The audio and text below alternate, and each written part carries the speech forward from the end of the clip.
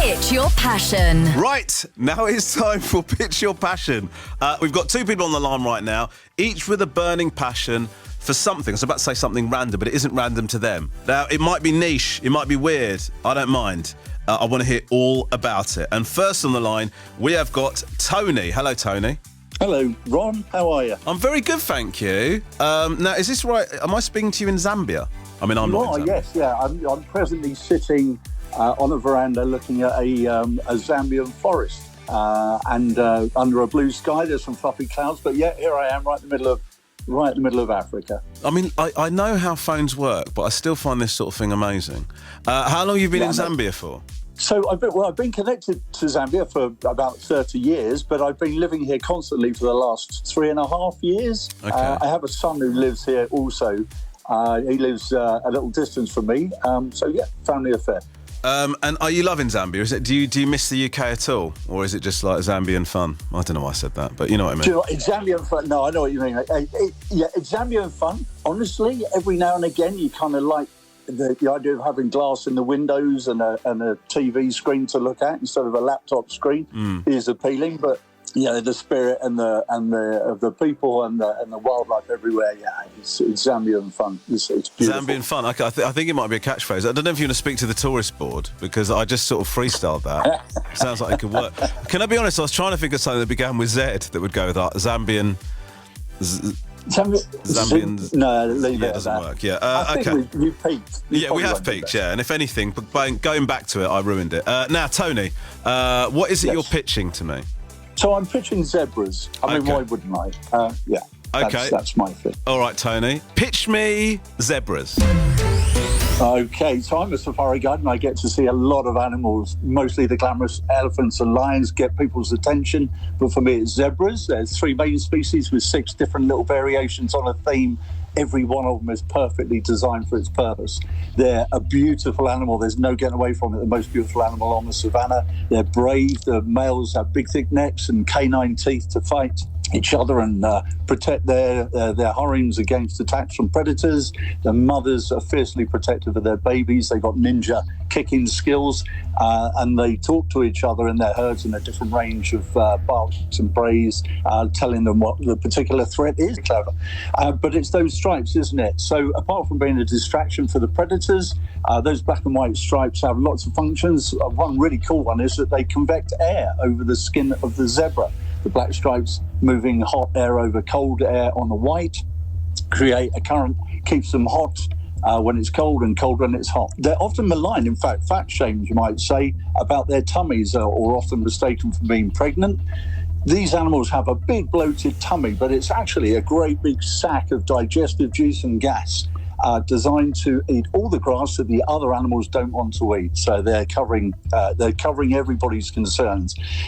The tough grass gets pumped through their tummy and then comes shooting out the end with a little turbo called a cecum, which goes to fertilize the savannah, but also leaves all the lovely lush green grass for the antelope who aren't so good at digesting. The babies are born with an extra layer of fluffy brown fur.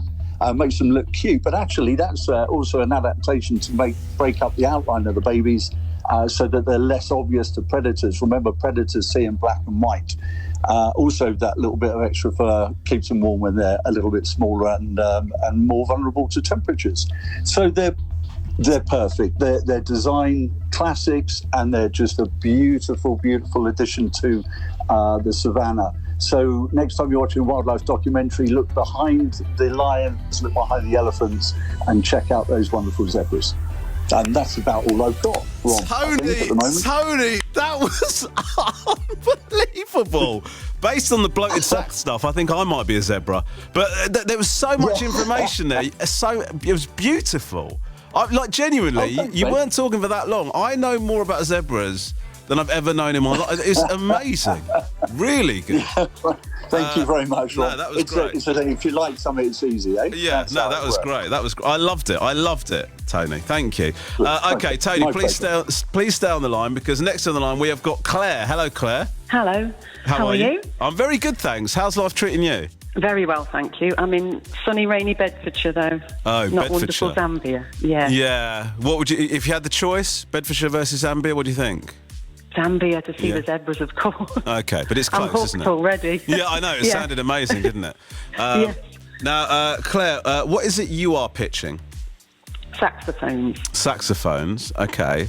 I'm very excited about this. Claire, do me the honour of pitching me saxophones. Okay, saxophones are a really cool instrument. They're a beautiful shape for a start. They can sound sensual. And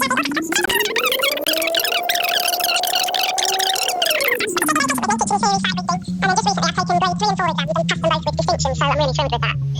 The reason I started playing is Baker Street, Careless Whisper, all the 80s music with the fantastic saxophone licks and accompaniments. And also, when I was at school, I was bullied. I had a difficult 5 years. I shied away from music and sport, 2 subjects I loved. I stayed out of sight so I wouldn't be picked on, and I really regret that now. So learning the saxophone has made me realise that I can achieve something really worthwhile, and I should never have let the bullies win.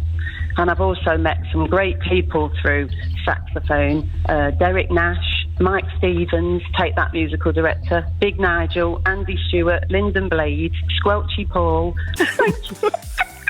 It was a great pitch. I shouldn't have said that. You should. You absolutely listen. Right. Okay, Claire, Tony, this is very, very tough. It's very, very close, but I'm going to say simply because I related to the creature. Tony, I'm giving you the win. Congratulations on your zebra pitch. Oh, thank you, Ron. That's really kind. Do you know what, though? I'm kind of thinking, for the sake of those bullies that Claire was talking about, you should give it to Claire, to be honest. Well, well, that's very Shall sweet. we have a tie? That's very sweet of you to say. Let's call it a tie. Okay, let's call it a tie. I mean, I'll be honest with you. I'm happy to do that, Tony. It does make me look a bit horrible because I did declare you the winner there, and you've thrown it back. I know, but no, to be that's honest, fine. That's fine. We were thinking that. No, we but- were all thinking it. Yeah, but I do think a bloated gas sack from a zebra would be great for playing the saxophone. Yes, mate, absolutely. But look, Claire, I wanted to give you a treat. Well done for sticking it to those bullies. And as a Thank result you. of that, I'm going to play for you now Careless Whisper by George Michael. Tony, Claire, the best pitchers in the business. Thank you so much for joining me. Thank you very much.